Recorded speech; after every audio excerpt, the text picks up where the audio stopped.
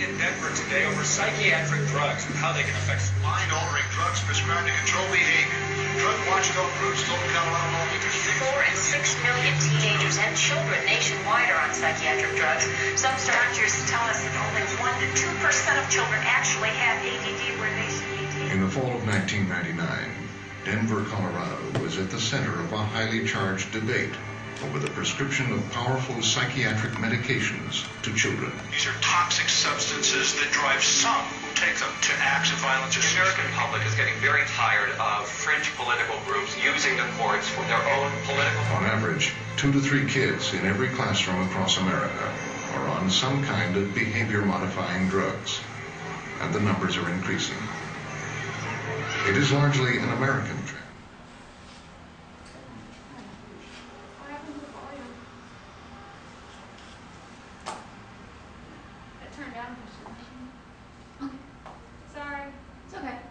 Numbers are increasing. It is largely an American trend. School-age children in the United States consume at least 4 times more psychiatric medicine than children in the rest of the world combined. We wanted to know why kids are being... How many of you have been on or know someone who's been placed on a prescription medication? According to the organization CHAD, which is Children and Adults Against Drug in America, approximately 130 million Americans swallow, inject, inhale, spray, infuse, and add on prescription medications every year. Now, the most alarming number, however, is the growing trend in prescribing mood-stabilizing drugs to children and teens ages 6 to 18. Now, remember that number I gave you earlier? 2 million of those prescriptions were for Paxil, many of which were for toddlers.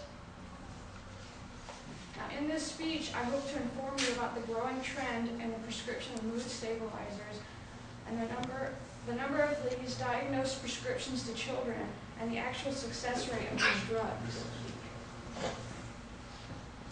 In a recent survey conducted by the University of Chapel Hill, it was found that over 500,000 prescriptions for SSRIs are written for children and adolescents every year. SSRIs include antidepressants and basically mood stabilizers, bipolar disorder, etc. Now, furthermore, these findings suggest that despite a lack of research support, adequate training, and comfort with the management of depression, SSRIs are gaining physical acceptance and becoming incorporated into primary care. Now, this calls into question another growing trend is the prescription of antidepressants by family physicians.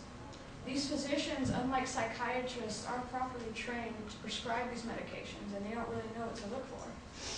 Now, a good story to relate to this is actually my own story. Now, you may remember in the beginning of the semester when we were speaking about our annual bag speech, my father left when I was about 15. And during this period of time, I was feeling really depressed, of course. So it was about 8th grade when this happened, 8th, 9th grade, I believe. So we were at our family physician, and our family physician actually suggested a prescription of Zoloft for me. So I began with Zoloft, and by the end of the 12th grade, I had been on about 10 different antidepressant drugs because none of them worked on me. And the side effects were actually a lot more severe than they suggested because I'm very sensitive to medication. Now, that's just one example. There are several children out there beginning at the age of 6, which this documentary speaks of. And I suggest many of you watch this because there are, as I said, children 6 years old being prescribed antipsychotics in this documentary, many of which end up having long-term side effects from these medications. Now, in regards to all of these prescribed mood stabilizers, a study by George Washington University found that in just over half the published and unpublished studies, these drugs alleviated depression in adolescents no better than placebos. So they may work in adults, but studies have shown that prescribed medications for antidepressants and antipsychotics actually don't work as well in adolescents.